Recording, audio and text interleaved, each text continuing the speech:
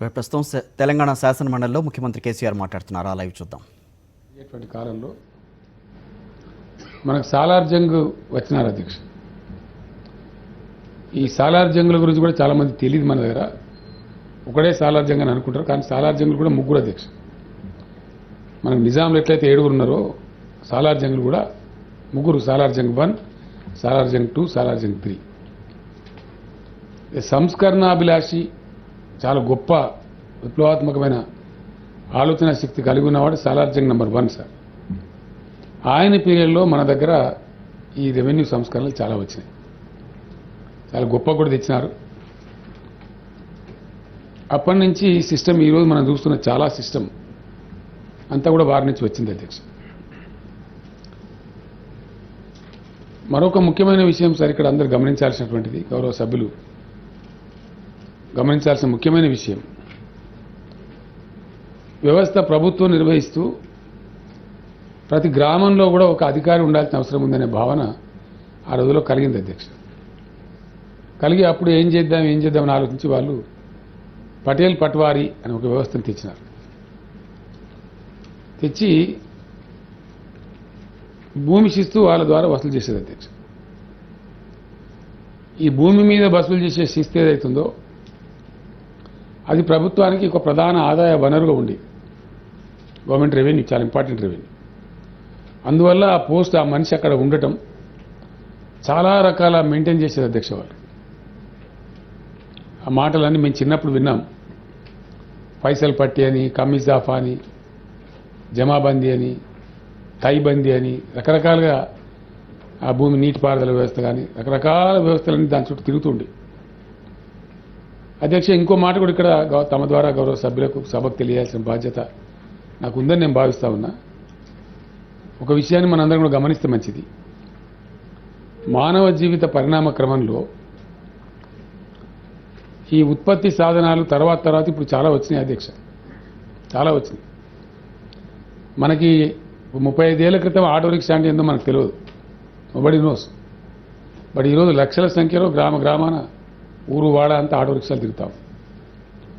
అది ఎవరు కొనుక్కుంటే వాడితే అధ్యక్ష, దానికి ఒక కులం లేదు, వృత్తి లేదు. ఎవరు నేర్చుకొని కొనుక్కుంటే ఆ పిల్లడు పని చేసుకొని సాయంత్రానికంతా 200-300 సంపాదించుకొని కుటుంబ పోషణ చేస్తూ ఉన్నారు, బ్రతుకుతూ ఉన్నారు. ఇట్లా అనేకమైనటువంటి ఉత్పత్తి సాధనాలు ఇప్పుడు వచ్చినాయి, మన కళ్ళ ముందు. ఒకనొక సమయంలో ఈవెన్ అధ్యక్ష మన చిన్నతనం వరకు కూడా ప్రధానమైన ఉత్పత్తి సాధనం ఏంది అంటే భూమి. దాని చుట్టే బతకాలి, ఎవరైనా సరే దాని మీద బతకాల్సి. 96-97% ప్రజలు అయితే వ్యవసాయదారునిగా లేదా వ్యవసాయ కూలీగా బతుకు, లేదా ఆ వ్యవసాయ సంబంధమైన వృత్తి పని వాళ్ళలాగా కమ్మరి, కుమ్మరి, వడ్రంగి వగైరా మనం చూసినాం అధ్యక్ష చిన్నప్పుడు. దాని చుట్టే ఇక ఆ భూమి చుట్టే తిరుగుతుంది లైఫ్ అంతా. గ్రామాలు, గ్రామ జీవిక వెరసి దేశం యొక్క జీవిక కూడా అట్లే కొనసాగింది. అది చాలా కాలం కొనసాగింది.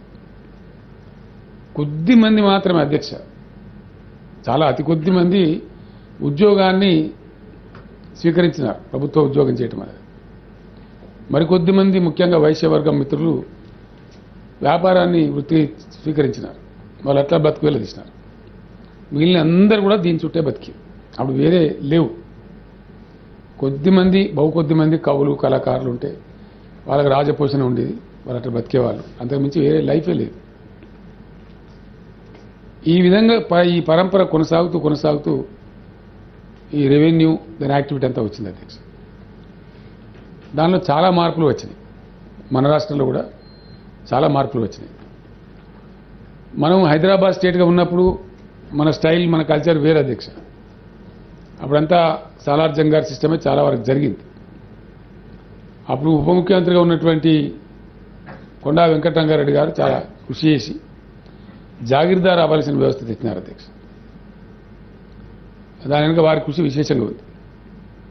ఆ తర్వాత మిగతా అంతా కొనసాగుతూ వచ్చింది. అనేక రకాల పరివర్తనలు జరిగినాయి. అప్పుడున్న ప్రభుత్వాలు చాలా వరకు ఒక రకంగా చెప్పాలంటే తదంగానే వదిలేసినారు అధ్యక్ష. అట్లాగే జరుగుతూ వచ్చింది.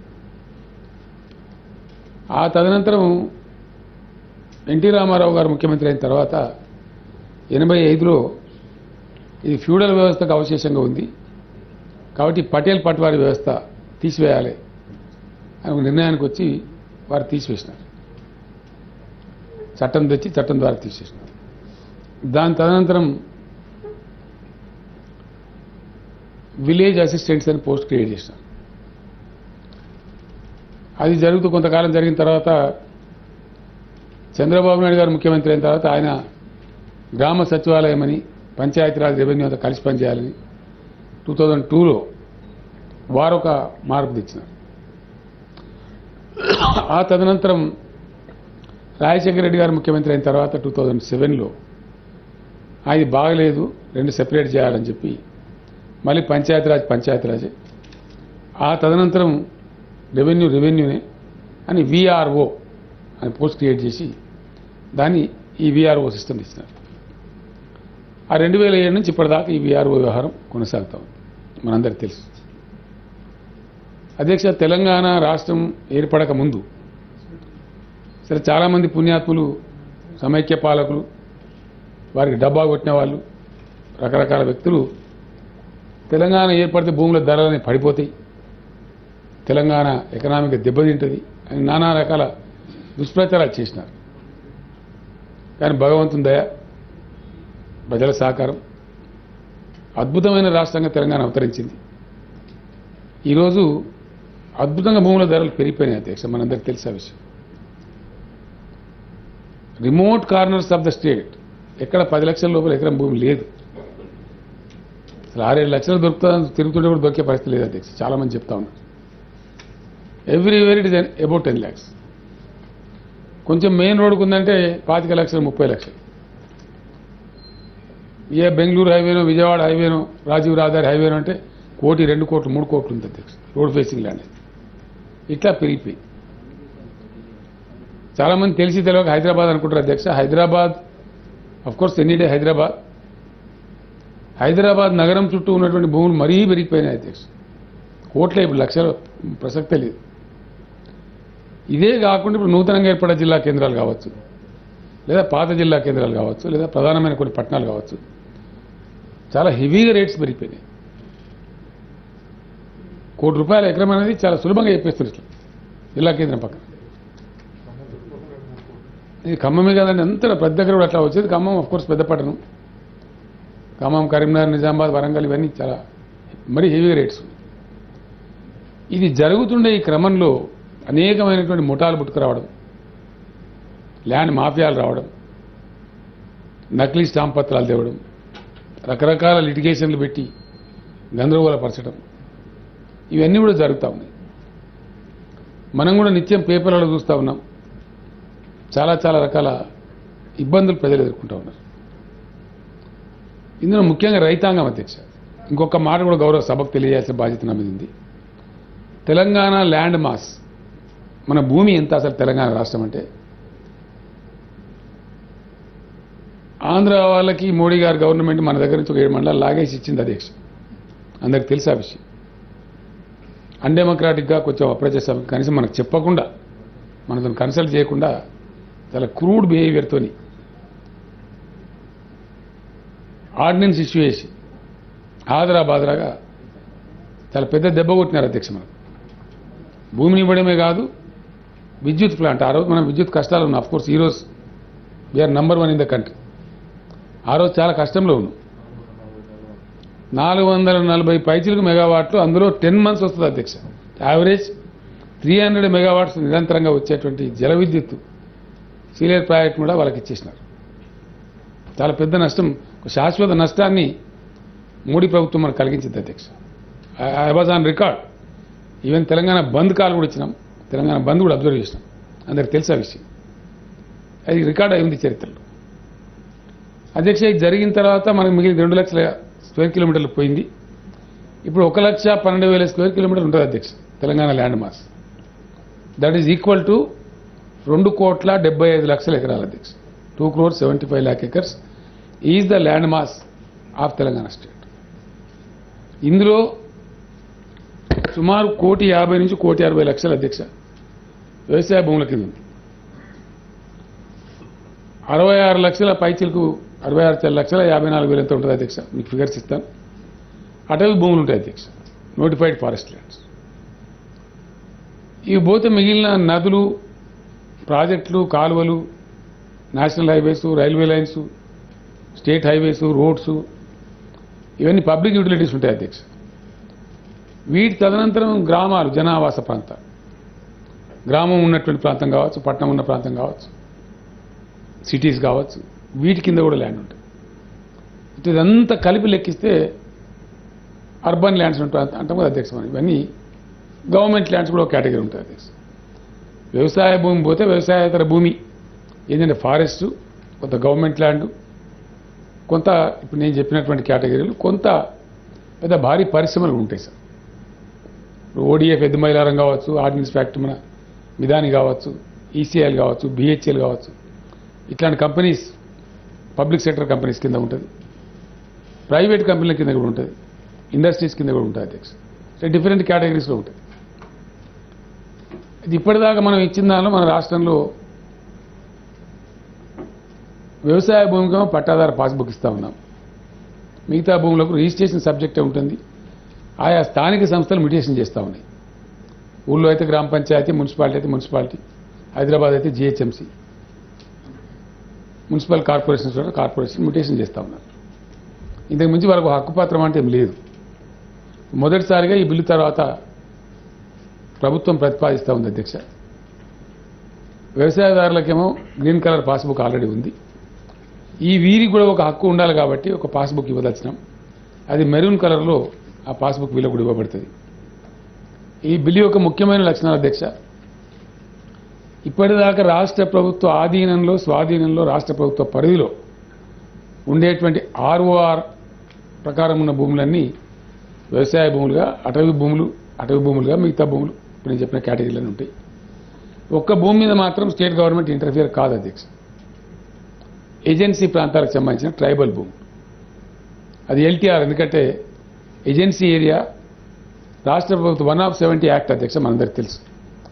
గిరిజన ప్రాంతాల్లో మన రాష్ట్రంలోనే కాదు, ఎంటైర్ కంట్రీలో ఈ ల్యాండ్ ట్రాన్స్ఫర్ ఉంది. ల్యాండ్ ట్రాన్స్ఫర్ రెగ్యులేషన్ అంటారు అధ్యక్ష దాన్ని. అది అన్ని రాష్ట్రాల్లో ఉంది. ఎక్కడెక్కడైతే గిరిజన జనాభా ఉందో, ఏ రాష్ట్రాల్లో అయితే ఏజెన్సీ ప్రాంతాలు ఉన్నాయో అది మాత్రం యథాతథంగా ఉంటుంది అధ్యక్ష. మనం దాన్ని interfere com. Because it is governed by A central act. అది మన చేతిలో లేదు. అక్కడ రాష్ట్ర ప్రభుత్వం ఏ రకమైనటువంటి ఇది చేయదు. కాకపోతే మన దగ్గర నమోదైనటువంటి ఆ రైతులకు మనం రైతు బంధు ఇస్తాం, ఇతర ఫెసిలిటీస్ ఇస్తాం, రైతు బీమా ఇస్తాం. కానీ దాని హక్కుల విషయంలో మాత్రం రాష్ట్ర ప్రభుత్వం కలగజేసుకోదు అధ్యక్ష. ఇప్పుడున్న యథాతథ స్థితే అక్కడ కొనసాగుతుంది. అందులో we're not going to interfere at all. అది ఇంకా అందరు దేశమంతా అదే కానూన్ అధ్యక్ష, మనకు కూడా అదే కానూన్ వర్తిస్తుంది. కాబట్టి నేను స్పష్టంగా చెప్తా ఉన్నాను, అది మినహా మిగతా అంత రాష్ట్ర ప్రభుత్వ పర్యవేక్షణలో, రాష్ట్ర ప్రభుత్వ అధికార పరిధిలో ఉంటుంది. ఆ విధంగా దాన్ని చేసుకొని పోతాం. సెకండ్ ఆస్పెక్ట్ అధ్యక్ష, దీనిలో మంచి నేను మళ్ళీ జవాబు సందర్భంలో వివరిస్తాను. నువ్వు సబ్జెక్ట్ టచ్ చేసి వదిలేస్తా అధ్యక్ష. నేను దీని ద్వారా ప్రజలకు కలిగే లాభం ఏంది అంటే వీఆర్ఓ వ్యవస్థనేమో రద్దు చేస్తా ఉన్నాం అధ్యక్ష. ఎందుకంటే the post has lost its relevance. మేము ఈ పని ఇవాళ మొదలుపెట్టలే అధ్యక్ష, దాదాపు 3.5 years నుంచి మొదలుపెట్టాం. అప్పటి నుంచి ఆలోచన చేస్తూ ఉన్నాం. దానిలో భాగంగా కొత్త భూముల అప్డేట్ చేసినాం, ల్యాండ్ రికార్డ్స్ ఎలా చూపిన ప్రోగ్రాం కింద చాలా వరకు వచ్చినాయి. కొంచెం రావాల్సింది, మ్యాక్సిమం వచ్చింది అధ్యక్ష. ఆ తర్వాత ఈ వీఆర్ఓ వ్యవస్థ రద్దు చేయాలని చెప్పి రెవెన్యూ సంస్కరణ తేవాలని మేము అనుకున్నాం. కానీ మా అంతరం మేమే అప్పుడు ఉన్నటువంటి పరిస్థితులలో శాసనసభ రద్దు చేసి ఎన్నికలకు పోవటం, ఆ కార్యక్రమం ఆగిపోయింది అధ్యక్ష. మళ్ళీ బ్యాక్ వచ్చిన తర్వాత ఆలోచన చేసినాం, కొంత ప్రయత్నాలు చేసినాం, సెటిల్ చేసే ప్రయత్నం చేసినాం. చివరికి అది జరిగే అవకాశం లేదని నిర్ధారణకు వచ్చి ఈ కోవిడ్ కొంచెం మొన్న ఈ ప్రభావం కొద్ది తగ్గుతూ మళ్ళీ నార్మల్సీ వస్తుండే టైంలో ఇది ఏదో టైంలో కావాల్సిందే, కాకపోతే ఇబ్బంది అయిద్దని చెప్పి భావించి చాలా ఘోరాలు జరుగుతున్నాయి అధ్యక్ష. మనం చూసినాం, కోట్ల రూపాయల చేతులు మారటం, ఆఫీసర్స్ క్యారెక్టర్ కూడా పోవడం, చివరికి ఎంఆర్ఓల మీద పోయి పెట్రోల్ పోసి తగలబెట్టి తాను కూడా తగలబెట్టుకోవడం, ఇవన్నీ ఘోరమైన పరిస్థితులు మనం చూస్తా ఉన్నాం. అనేక మంది ప్రజలు కూడా పోయి ఎన్ని డబ్బాలు పట్టుకొని పెట్రోల్ డబ్బాలు పట్టుకొని ఎంఆర్ఓ కార్యాలయాల వద్ద అంతా గందరగోళ పరిస్థితులు మనం చూసినాం. వాటి నుంచి ఓవర్కమ్ కావాలి. డెఫినెట్గా ప్రేక్షక పాత్ర వహించలేము. We have a responsibility. ప్రజలకు ఎప్పుడు ఎటువంటి ప్రాబ్లం వచ్చినా తప్పకుండా దాన్ని పరిష్కారం చేసే ప్రయత్నాలు జరగాలి. దానిలో భాగంగా వీఆర్ఓ రిలవెన్స్ పోయిందని నేను చెప్పిన అధ్యక్ష. ఎందువల్ల అంటే భూమి శిస్తు వసూలు చేసినంత వరకే గ్రామాధికారి ఇంపార్టెంట్ అధ్యక్ష. ఆ లెక్క పత్రం జమా బందీ మంచి చెడ్డ ఆ ఫైసల్ పట్టి కమ్మి ఇజాఫ్ అంతా అవసరం. అది ఎక్కడ ఉంది అధ్యక్ష? మనమే 10,000 రూపాయలు ఇస్తా ఉన్నాం ఎకరానికి. భూమి శిస్తు కాదు కదా, రివర్స్ ఉల్టా మనం ఇస్తున్నాం రైతులకు. కాబట్టి ఇక భూమి శిస్తే లేదు. అది ఎన్టీ రామారావు గారే రద్దు చేసినారు. తర్వాత ఎవరు కూడా వసూలు చేస్తలేరు. ఈ గవర్నమెంట్ కూడా వసూలు చేస్తలేదు. ఈ గవర్నమెంట్ ఇంకా కొత్తగా ఇనిషియేటివ్ ఏంటంటే 10,000 రూపీస్ పర్ ఎకర్ మనమే రైతాంగానికి ఇస్తా ఉన్నాం. వాళ్ళతో ఒక దెబ్బతిన్నారు కాబట్టి ఆ ప్రకారంగా ముందుకు పోతా ఉన్నాం సార్. కాబట్టి వాళ్ళ రిలవెన్స్ లేదు. ఉన్నారు కాబట్టి కలెక్టర్లు వాళ్ళు లేదో పని చెప్తున్నారు, వీళ్ళు చేస్తున్నారు. కానీ వాళ్ళు కొంచెం దుర్మార్గానికి పాల్పడరు అధ్యక్ష. చాలా ఇవ్వరు. అంటే వాళ్ళకు ఒక అనవసరమైన అధికారాన్ని ఇచ్చినారు. అట్లా ఎందుకు కొనసాగింది. ఆయన ఎవరి పేరు పడితే వారి పేరు మా రాసేటువంటి ఈ కథ అట్లా జరుగుతూ ఉంది. మూడో అధ్యక్ష ఇంకో అరాకిరి ఏంటంటే, నేను తమరు అనుమతితో పత్రాలు పంపిస్తాను. దయచేసి తమ పరిశీలన అట్నే గౌరవ సభ్యులకు కూడా డిస్ట్రిబ్యూట్ చేయిస్తే అనుకుంటున్నారు. సభ్యుల యొక్క వాళ్ళకు ఐడియా వస్తుంది రాష్ట్ర ప్రభుత్వం ఎందుకు పనిచేస్తుందనేది. నేను అసెంబ్లీలో ఇవ్వలేకపోయిన వివరాలు కానీ ఇక్కడ మాత్రం చాలా సవివరంగా ఇస్తా ఉన్నాను. అయితే అధ్యక్ష ఇది చాలా దారుణాలు కింద జరిగినాయి. ఎవరి పేరు పడతారు రాంపేట ఎంతవరకు పోయిందంటే సార్, ఇది ఒక హైకోర్టు జడ్జి గారు ఒకసారి జడ్జిమెంట్ ఇచ్చినారు. 3 సంవత్సరాలు పాని ఉంటే ఇంజెక్షన్ ఆర్డర్ ఇచ్చారు. ఈ 3 సంవత్సరాల పానీలో తమాషా ఉంటుంది అధ్యక్ష.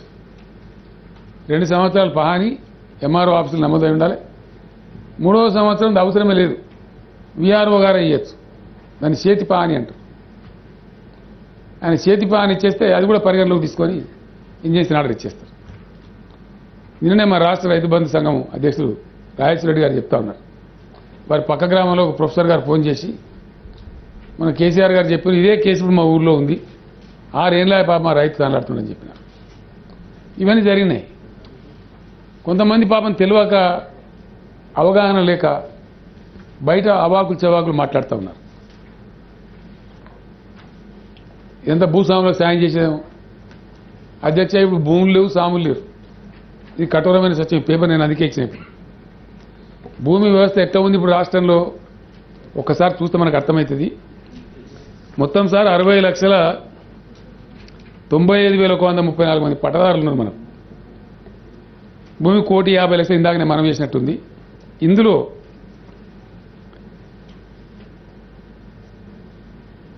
పట్టాదారుల అధ్యక్ష 2 ఎకరాలన్నర ఎకరం లోపల కూడా చాలా మంది ఉన్నారు. ఇంకా అంత చిన్నగా ఎందుకని నేను ఇవ్వలేదు. 2.5 ఎకరాల లోపల ఉన్న రైతులు పట్టాదారులు 39,52,232 రైతులు అధ్యక్ష. తదనంతరం 2.5 నుంచి 3 ఎకరాల లోపు ఉన్న వాళ్ళు 4,70,759 మంది సార్. 3 ఎకరాల నుంచి 5 ఎకరాల లోపల ఉన్న వాళ్ళు 11,08,193 మంది సార్. 5 ఎకరాల నుంచి 7.5 ఎకరాల లోపల ఉన్న వాళ్ళు 3,49,382 మంది సార్. ఇక 7.5 నుండి 10 ఎకరాల లోపు ఉన్న వాళ్ళు 1,15,916 మంది సార్. మొత్తం కలిపితే 59,96,482. మొత్తం పర్సెంటేజ్ తీస్తే 98.38%. 10 ఎకర్స్ లోపు ఉన్న రైతులు ఉన్నారు. 5 ఎకరాల లోపే 70% పైతులకు ఉన్నారు. 5 ఎకర్స్ లోపే 90% ఉన్నారు. 5 ఎకర్స్ లోపే. ఆ పై కొద్దిగా పోయినట్టు చూసినట్టయితే 96% ఉన్నారు 7 ఎకరాల దాకా చూస్తే. 10 ఎకర్స్ లోపు ఎంత అంటే 98.358. కింద కూడా ఇంకా నేను వివరాలు ఇచ్చిన. This is the composition of our Telangana state farmers. ఇలా భూస్వాములు లేరు సార్, జాగీర్దారు లేరు, జమీందారు లేరు, నవాబులు పాత నవాబులు లేరు. ఇది ఎక్కడి నుంచి అధ్యక్ష? ఇది అఫిషియల్ డాటా, గవర్నమెంట్ డాటా. మొన్న రైతు బంధు పంపించినాం వీళ్ళందరికీ. రైతు బంధు 7,279 కోట్ల రూపాయలు పంపించిన దాని లెక్క అధ్యక్ష. అందరికి వేసినాం రైతులకు. ఎవరెవరికి పంపినాం, ఎవరికి ఎంత, ఏ ఊర్లో ఎవరికి ఎంత అనే లెక్క మన దగ్గర కంప్యూటరైజ్ అయింది అధ్యక్ష. ప్రతి ఒక్కరికి మెసేజ్లు కూడా ఇచ్చినాం, 3 దిక్కుల నుంచి ఇచ్చినాం. ఫైనాన్స్ డిపార్ట్మెంట్ నుంచి, అగ్రికల్చర్ డిపార్ట్మెంట్ నుంచి, బ్యాంక్ నుంచి అందరు రైతులకు ఆ మెసేజ్ కూడా పోయినాయి. ఇక మీకు 2 ఎకరాలు 23 గుంటలు ఉంది, ఇంత డబ్బు మీకు వచ్చింది, మీ జమైంది మీ ఖాతాలో అని ఇచ్చినాం. వాళ్ళతో సాటిస్ఫైడ్ అధ్యక్ష. సో అట్లా మనం పంపించిన డబ్బే ఇంతమంది రైతులకు పంపినాం. ఇది డేటా ఇప్పుడు నేను స్పష్టంగా ఇచ్చినాను. ఇది స్పష్టంగా స్ఫటిక సదృశంగా మన ముందున్నటువంటి ఫ్యాక్ట్. ఇది ఇట్స్ ఏ ఫ్యాక్ట్ షీట్ అధ్యక్ష. దీన్ని ఏమి మార్చడానికి అవకాశం లేదు. వీరంతా పట్టాదారులు, పట్టాదారు పాస్ పుస్తకాలు కలిగి ఉన్నవాళ్ళు, నిన్నగాక మొన్ననే రైతు బంధు స్వీకరించిన వాళ్ళు. ఒక్క మాటనే మనం చేస్తా అధ్యక్ష, ఇందులో కొంత ఏదన్నా కొద్ది గొప్ప డబ్బులు ఆల్రెడీ అక్వైర్ అయిన భూమికో దానికో దీనికో పోయి ఉండొచ్చు, కానీ ఒకరికి రాలేదు అధ్యక్ష. ఎందుకంటే ఊరుకోరు గ్రామాల్లో తమకు తెలుసు, మీకు వచ్చే డబ్బులు నాకు వస్తే నేను చాలా పెద్ద గొడవ చేసేస్తాను, గ్రామం అంతా లొల్లి చేసేస్తాను. ఎక్కడి నుంచి కూడా మాకు సింగిల్ కాంప్లైంట్ కూడా రాలేదు సార్. నేనే 2 సార్లు 3 సార్లు అధికారులను పిలిచి తరిమి వ్యవసాయ శాఖ మంత్రి గారికి ప్రత్యేకంగా చెప్పి, చివరి మనిషి కూడా పోవాలి ఈసారి రైతు బంధు అని చెప్పి ఒకసారి లిస్ట్ తీసుకోండి అని చెప్పి అందరికి పంపించినాం అధ్యక్ష. మీరు టైం ఫ్రేమ్ పెట్టకండి, రేపు ఎల్లుండి అవతల ఎల్లుండి కన్ఫ్యూజ్ చేయకండి, రైతులను పరేషాన్ చేయకండి. అవర్ ఏమో is to help all the farmers, కాబట్టి అందరికి పంపమని చెప్పినాం. అందరికి ఆల్మోస్ట్ పోయినాయి అధ్యక్ష. కొద్దిమంది డిస్ప్యూట్లో ఉంటే, పార్ట్ వీలో ఉంటే అది మేమేం చేయలేం. కోర్టులో ఉంటే subject to outcome of the court, కాబట్టి మీ కోర్టులో ఉండగా సబ్సిడీస్ కాబట్టి ఇవ్వలేం. అట్లాంటి వాళ్ళకి మీరు ఇస్తే మిగతా అందరికి పోయినాయి అధ్యక్ష. అంటే చాలా బ్యూటిఫుల్గా స్కీమ్ ల్యాండ్ అయింది. దాన్ని బట్టి రైతాంగం యొక్క స్వరూపం బయట ఎవరో కొంతమంది తెలుసో తెలియకనో ఈ భూస్వాములు, ఎవరు భూస్వాములు అధ్యక్ష? 2 ఎకరాల భూస్వామే. ఎవరినందాం భూస్వామని మనం? 3 ఎకరాలనే భూస్వామనా? 90% జనం 90.75% అధ్యక్ష బిలో 5 acres ఉన్నారు. 7.5 acres పోతే 96% ఉన్నారు. 10 లోపు పోతే 98% ఉన్నారు. ఇది పరిస్థితి. ఈ కంపోజిషన్ పెట్టుకొని ఈ భూస్వాముల స్కీము, ఆ సాముల స్కీమ్ అంటే అది వాళ్ళ విజ్ఞతకి వదిలేయాల. భూస్వాముల స్కీమ్ కాదు, సామాన్యమైనటువంటి మట్టి బిసుక్కొని బతికేటువంటి తెలంగాణ రైతులు, వీళ్ళ హక్కులు కాపాడాలి. ఎస్, మొన్న మేము చెప్పినాం అధ్యక్ష, కుండ బద్దలు కొట్టినట్టు మేము కౌలుదారులను పట్టించుకోము, అనుభవదారు కాలం రాయాల్సిన అవసరం లేదు, రాయం, మేము మా ప్రభుత్వం రాయం, అది మా పాలసీ ఉంటుంది అధ్యక్ష. ప్రపంచం మొత్తానికి ఓపెన్ ఉంటుంది. ఎవరైనా సరే ప్రపంచంలో ఏ మూల ఉన్నా సరే చూసుకోవచ్చు అధ్యక్ష, బికాజ్ ఇట్ ఈస్ అవైలబుల్. లండన్లో, అమెరికాలో, ఆస్ట్రేలియాలో ఎక్కడన్నా సరే భూగోళం మీద it can be opened by anybody, it can be downloaded by anybody. కానీ దాంట్లో వేలు పెట్టడానికి మాత్రం ఆస్కారం ఉండదు, ట్యాంపర్ చేయడానికి ఆస్కారం ఉండదు. ఈవెన్ ఎంఆర్ఓ కూడా అధికారం లేదు అధ్యక్ష. కారణం ఏంటంటే అవసరం ఏర్పడితేనే వస్తుంది అధ్యక్ష. అది ఎట్లా? సపోజ్ ఉదాహరణ చెప్తున్న అధ్యక్ష, ఇప్పుడు నేను అజయ్ గారి మధ్య, రవాణా శాఖ మంత్రి గారి మధ్య ట్రాన్సాక్షన్ ఉందనుకుంది. నాకు 10 ఎకరాలు ఉంది, వారికి కూడా 5-6 ఎకరాలు ఉంది. నేను ఏ కారణం చేద్దాం 2 ఎకరాలు వారికి అమ్మిన. సిస్టమ్ పెట్టింది ఏంటంటే అధ్యక్ష, నేను వారిద్దరం కలిసి మా రాతకోతలో మంచిర్యాలలో మేము చేసుకున్న తర్వాత we have to seek an appointment with the MRO who is a joint registrar come MRO. ఇది 1908 యాక్ట్ అధ్యక్ష, రిజిస్ట్రేషన్ యాక్ట్. దానిలో సెక్షన్ 7 రాష్ట్ర ప్రభుత్వాలకు విశేషమైన అధికారాలు ఇచ్చినారు. డిస్ట్రిక్ట్ రిజిస్ట్రార్లుగా, సబ్ రిజిస్ట్రార్లుగా ప్రభుత్వం, రాష్ట్ర ప్రభుత్వం ఎవరినైనా నియమించుకోవచ్చు అధ్యక్ష. వాళ్ళు గవర్నమెంట్ ఆఫీసర్స్ కానక్కర్లేదు, ఈవెన్ నాన్ ఆఫీసర్స్ కూడా పెట్టచ్చు. కానీ మేము ఇప్పుడు ఎంఆర్ఓలను పెట్టాం. ఎందుకంటే మన దగ్గర ఈ మండలాల సంఖ్య ఇప్పుడు 590 ఉంది అధ్యక్ష. ఆల్ 590 ఎంఆర్ఓస్ వాళ్ళు జాయింట్ సబ్ రిజిస్ట్రార్గా పనిచేస్తారు అధ్యక్ష. అట్లానే ఇప్పుడున్న 141 రిజిస్ట్రేషన్ కార్యాలయాలు ఉన్నాయి సార్, 141. ఈ 141 రిజిస్ట్రేషన్ కార్యాలయాలు ఏవైతున్నాయో ఈ అర్బన్ భూములు అంటే నాన్ అగ్రికల్చర్ భూములను వీళ్ళు వ్యవహారం చేస్తారు సార్. వీళ్ళు మొత్తం రిజిస్ట్రేషన్ చేస్తారు. 2 భాగాలుగా ఉంటుంది. ధరణి పోర్టల్ ఏజీఎల్, ధరణి పోర్టల్ ఎన్ఏజీఎల్, నాన్ అగ్రికల్చర్ ల్యాండ్స్. ఈ పోర్టల్ ఉంటుంది, ఆ పోర్టల్ ఉంటుంది సార్. ఏది కావాలన్నా అది తెరిచి చూసుకోవచ్చు. ఇక్కడ నేను ఇందాక మనం చేసినట్టు ఈ భూముల వివరాలు ఈ పాస్బుక్లు ఇష్యూ చేసినటువంటివి రైతు బంధు కూడా పొందుతున్న రైతుల సంఖ్య లెక్క పత్రం అంతా ఉంది. వాళ్ళు 59,45,000 పైచిలకు మంది ఉన్నారు. అదేవిధంగా 89 లక్షల పైచిలకు మంది అక్కడ ఉన్నారు అధ్యక్ష. గ్రామాలలో, మున్సిపాలిటీలలో, జిహెచ్ఎంసీ గ్రామాలలో సుమారు 20 లక్షల మేర ఉన్నారు సార్. వాళ్ళ పేరిట ఆస్తులు ఉన్నవి, ఆన్లైన్లో ఉన్నవి. 40 లక్షల సుమారు మంది మున్సిపాలిటీలలో ఉన్నారు. 24,90,000 మంది జిహెచ్ఎంసీలో ఉన్నారు. వీళ్ళ ఆస్తుల వివరాలు ఆన్లైన్లో ఉన్నాయి, మ్యూటేషన్ అయిపోయి ఆన్లైన్లో ఉన్నాయి. సో వీళ్ళ పరిస్థితి ఎట్లుందంటే గ్రామ పంచాయతీ కావచ్చు, మున్సిపాలిటీ కావచ్చు, మున్సిపల్ కార్పొరేషన్ కావచ్చు, వీళ్ళు just basing on the registration document mutation చేస్తూ ఉన్నారు. ఇంకేం ఇన్స్పెక్షన్ లేదు. అట్లా చేస్తున్నప్పుడు మరి ఇక్కడ రిజిస్ట్రార్ సబ్ రిజిస్ట్రార్ చేయొచ్చు కదా, ఇంత గందరగోళం ఎందుకని వాళ్ళకి సబ్ రిజిస్ట్రార్నే మ్యూటేట్ చేసేటట్టు కూడా పెట్టినాం అధ్యక్ష. నాన్ అగ్రికల్చర్ ల్యాండ్స్కి ప్రయాస లేకుండా, ప్రజలకు అవస్థ లేకుండా, 10 ఆఫీసులు తిరిగే పని లేకుండా, ఈ లంచాలు ఇచ్చే బాధ లేకుండా, నేను స్పష్టంగా చెప్తాను, దానిలో మొమాట పడే అవసరం కూడా లేదు. అదంతా వచ్చింది కాబట్టి చెప్తా ఉన్నాను, సమాజం అంతా చర్చిస్తూ ఉంది కాబట్టి చెప్తా ఉన్నాను. సో అది చేసినాం. దాని తదనంతరం రైతులకు ఏమైపు నేను చెప్పినట్టు అజయ్ గారు నేను కలిసి మాది ఎంత నేను 2 ఎకరాలు అమ్ముతున్నాను అధ్యక్ష. రాష్ట్రంలో ఇంకోటి కూడా చేయబోతా ఉన్నాం. సబ్ రిజిస్ట్రార్లకు ఇక్కడ నుంచి ఏ డిస్కషన్ పవర్ ఉండదు సార్.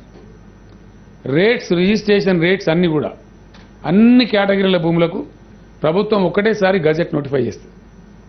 ఈ ధరణి పోర్టల్ ఇంప్లిమెంటేషన్ రోజునే అంతకన్నా ముందే రిజిస్ట్రేషన్ రేట్లు, ఆల్ రిజిస్ట్రేషన్ రేట్ ఎవ్రీ ఇంచుకు రేటు డిక్లేర్ చేయబడుతుంది. No description to any sub registrars. నువ్వు ఆ పక్కకు ఒక ఆయన తమాషకు వచ్చి 50 లక్షలు చేసినాడు, నువ్వు కూడా 50 లక్షలు చేయి. ఇప్పుడు ఉంది అధ్యక్ష ఆ డిస్క్రిప్షన్. దాంతోనే రిజిస్ట్రేషన్ ఆఫీసర్లో లంచాలు తీసుకుంటా ఉన్నారు.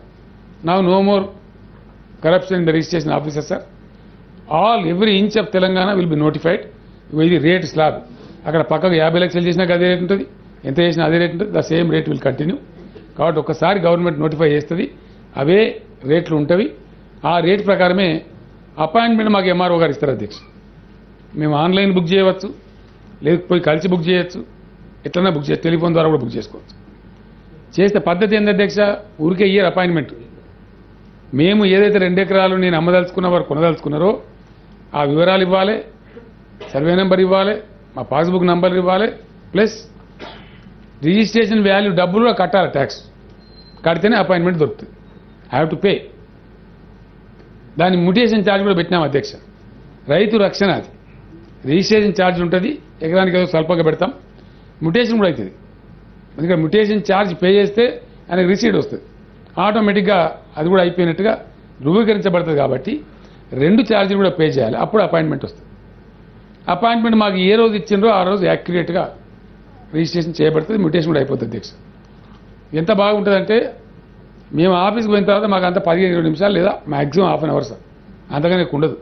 ఇప్పుడైతే 6 గంటలు 8 గంటలు సాయంత్రం దాకా, ఉదయం పోతే సాయంత్రం దాకా కూర్చోవాలి రిజిస్ట్రేషన్ కార్యాలయంలో. అట్లా ఉండదు సార్. ఇప్పుడు చాలా షార్టెస్ట్ పాసిబుల్ టైంలో అయిపోతుంది. కాబట్టి దానికి కూడా ఏం చేస్తా ఉన్నామంటే ముందే ఫీజు చెల్లించబడుతుంది కాబట్టి పెద్ద ఇబ్బంది ఉండదు. రిజిస్ట్రేషన్ డాక్యుమెంటేషన్ అక్కడ నమూనా పత్రాలు పెడతాం సార్. మాకు ఇద్దరికి బాగా చదువు వస్తుంది, మాది మేమే రాసుకుంటామంటే రాసుకోవచ్చు, అభ్యంతరం లేదు. Government will have no objection. లేదు అంటే అక్కడ ఒక document writer fee, prescribed fee ఉంటుంది, అంత మాత్రమే ఇవ్వాలి, ₹1 కూడా అదనంగా ఇచ్చే అవసరం లేదు. ఆ ప్రకారంగా ఆయనకి ఇచ్చి చేసుకొని రావచ్చు. అతను రాసి పెడతాడు, కంప్లీట్ చేసుకొని రావచ్చు. మాకు ఎట్లుంటుందంటే సార్, మేము పోయిన తర్వాత వారు సబ్ రిజిస్ట్రార్ గారు అడిగి ఇది పరిస్థితి అని చెప్పి ఓకే అన్న తర్వాత మాదంతా పెయిడ్, ఎవ్రీథింగ్ పెయిడ్ అన్న తర్వాత రిజిస్ట్రేషన్ చేసేస్తారు.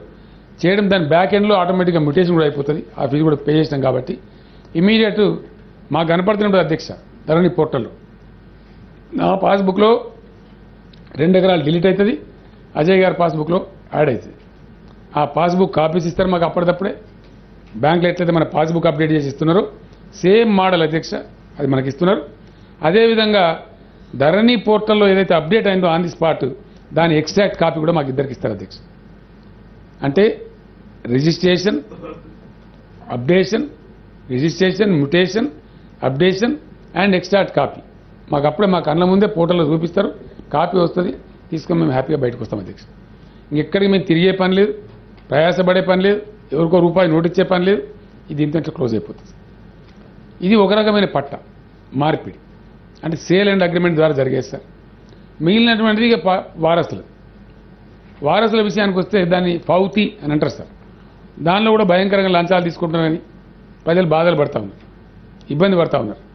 కాబట్టి దాన్ని ఓవర్కమ్ కావాలంటే ఎట్లా అంటే ఇప్పుడు ఈ ధరణి పోర్టల్ లాంచ్ అయ్యే టైం నుంచి రైతులకు ఒక అవకాశం ఇస్తాం అధ్యక్ష. ఇంతకుముందు ఏంటంటే ఆఫీసర్లకు పవర్ పెట్టిన ఆ బ్రిటిష్ చట్టాల యొక్క కల్ట్ ఎట్లా ఉందంటే officers and government is empowered.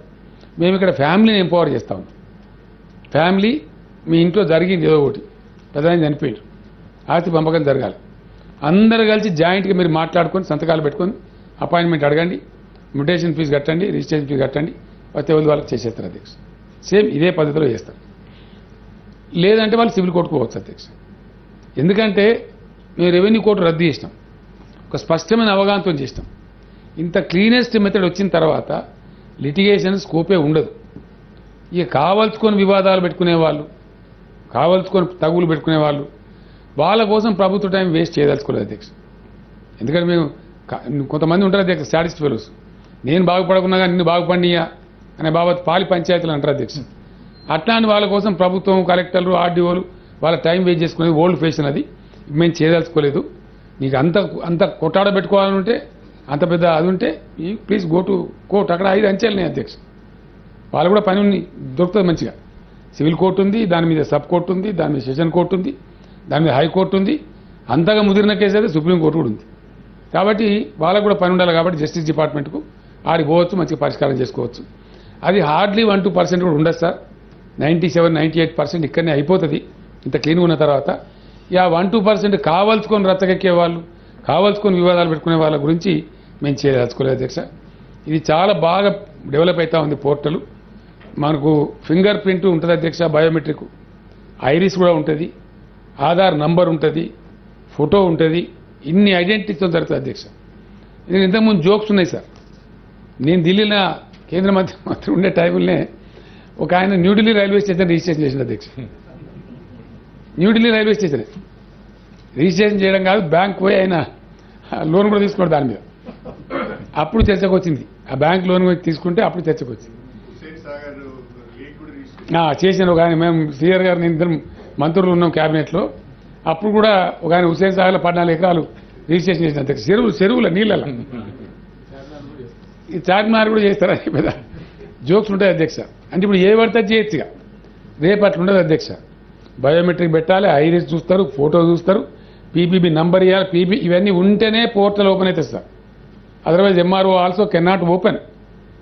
ఏది పడుతుంది ఎక్కించి మీ పేరు మీద నా పేరు మీద రాసి, నా పేరు మీద అజయ్ గారికి రాసి అస్సలు ఉండదు అధ్యక్ష. ఆ స్కోపే ఉండదు. It will be only dealt by MRO with all these conditions. అది మళ్ళీ నిమిషాల మీద రికార్డులలో వచ్చేస్తుంది sir. There can not be possibility for tampering.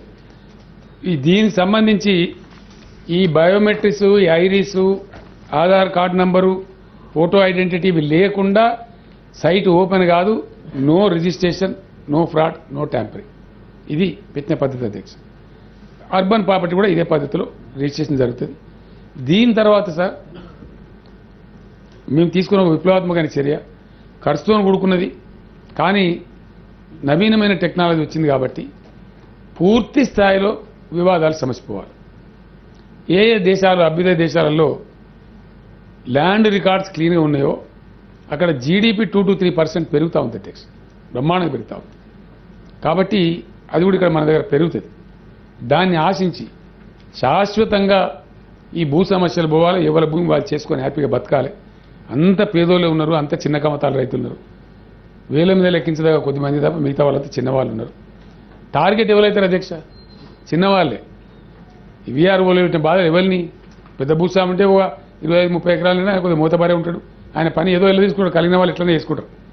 మళ్ళీ గురయ్యేది వాళ్ళు ఈ ఘాతకాలన్నిటికంటే నిరుపేద, నోరు లేని వాళ్ళు. వాళ్ళ రక్షణ కోసమే ఈ చట్టం తప్ప ఇలా వేరే ఉద్దేశం లేదు. సరే, ఎవరో 4 ఉద్యోగస్తులు కొంత బాధ కలగచ్చు. వాళ్ళు కూడా లక్కీగా అందరినీ పిలిచి నేనే మాట్లాడినాను. వాళ్ళు సంతోషంగా ఉన్నారు. కొంతమంది పాపం ప్రతిపక్షాలకు చెందిన వాళ్ళు బీదార్ పరిచిన అధ్యక్ష ఈ టీవీలలో. అది ఇక సరే, వాళ్ళ విజ్ఞతగా వదిలేస్తాం. కానీ మేము ఏం చేసినా వాడు మాట్లాడాలని దుగ్ధతో కొంతమంది మాట్లాడుతూ ఉంటారు. అది పెద్ద ఇష్యూ కింద కూడా మేము పరిగణలోకి తీసుకుంటలేము. ప్రజలు మాకు కేంద్ర బిందువు కాబట్టి అట్లే పోతా ఉన్నాం. చాలా పెద్ద అప్రిసియేషన్ వస్తూ ఉంది అధ్యక్ష. పండగలు చేస్తూ ఉన్నారు, ఊరేగింపులు తీస్తూ ఉన్నారు గ్రామాలలో. మాకు అన్ని విధాల సమాచారం వస్తూ ఉంది. పీడాన విరగడైందని మాట్లాడుతున్నారు, మాకు బాధ తప్పిందని చెప్తా ఉన్నారు. కొన్నిది జోక్స్ ఉన్నాయి అధ్యక్ష. ఆయన మంత్రి ప్రాంతంలో ఆయన పట్వారి ఎన్టీ రామారావు గారు తీసేసినప్పుడు పట్వారి పోయింది. ఎలిజిబిలిటీ ఉందంటే ఆయన పాపం అదే విలేజ్ అసిస్టెంట్ ఉద్యోగం వచ్చి ట్రాన్స్ఫర్ చేసినారు, వతన పోయింది కాబట్టి. వేరే ప్రాంతంలో వచ్చి పనిచేసినాడు కరీంనగర్ జిల్లాలో, పాత కరీంనగర్ జిల్లాలో. ఆయన ఇంటికి పోయి చూసుకుంటే ఆయనే రాసి పరిస్థితి వీఆర్ఓ. ఆయన ఉన్న భూమిని వేరే వాళ్ళకి రాసిండు. అరే నేను పుట్టుపట్టువారిని నాదిటి రాసిన అంతే, ఏం చేసేయలేదు. మళ్ళీ అది రిస్టోర్ చేసుకోవడానికి ఆయన విఏగా పనిచేస్తూ విలేజ్ అసిస్టెంట్ పనిచేస్తూ కూడా it took him 3 years of time sir. ఇంత పెద్ద ప్రయాసం ఒక చిన్న వ్యక్తి కలిగించే బాధ వల్ల ఇంత పెద్ద బాధపడాలి. కాబట్టి అది రాకూడదని చెప్పే, ఆ బాధలని పోవాలని చెప్పే ఇవన్నీ కూడా చేసినాం. బిల్లు తెచ్చే ముందు కూడా, బిల్లు డ్రాఫ్ట్ చేసే ముందు కూడా నేను చాలామందిని కన్సల్ట్ చేసిన అధ్యక్ష. చాలామంది పెద్దలను కన్సల్ట్ చేసినాం, న్యాయవాదులను కన్సల్ట్ చేసినాం, మాజీ న్యాయమూర్తులను కన్సల్ట్ చేసినాం. చాలా వరకు కేర్ తీసుకున్నాం, ప్రొవిజన్స్ కూడా పెట్టుకున్నాం. దీనిలో ట్రబుల్ వస్తే ఏం చేయాలా, పలాందస్తే ఏం చేయాలా, పలాందస్తే ఏం చేయాలని కూడా ప్రొవిజన్స్ కూడా పెట్టుకున్నాం. లేదు ఏదైనా చిన్న ఇబ్బంది లాంటిది వస్తే వీళ్ళు ఇష్యూ ఆర్డినెన్సెస్, మళ్ళీ అవసరం వచ్చినప్పుడు దాన్ని మళ్ళీ ఎట్లా చట్టం చేసుకుంటాం. కాబట్టి చాలా పకడ్బందీ వ్యూహంతో పటిష్టంగా రాష్ట్రంలో ఉన్న పేద రైతాంగాన్ని, మట్టి బిసుకొని బతికేటువంటి రైతాంగాన్ని కాపాడాలి, వాళ్ళ హక్కులు కాపాడాలి. వాళ్ళకి గద్దల్లాగా వాళ్ళ భూములు ఎవరు పడితే వాడు తనకపోవద్దు, చాలా ఫ్లోలో పని జరిగిపోవాలి. రైతులకు, ప్రజలకు ఈ యొక్క లంచాలు ఇచ్చే బాధ తప్పాలి, యాతన తప్పాలి అని చెప్పి ఒక క్షోభ నుంచి, ఒక ట్రౌమా నుంచి రైతాంగాన్ని బయటపడాలనే సదుద్దేశంతో ఈ బిల్ తెచ్చినాం సార్. గౌరవ శాసనసభ వారు దీన్ని ఏకగ్రీవంగా ఆమోదించినారు. కాబట్టి గౌరవ సభ్యులు చర్చ జరిపి సభ దీన్ని ఏకగ్రీవంగా ఆమోదించాలని చెప్పి కోరుకుంటూ నాకు సమయం ధన్యవాదాలు. Thank you.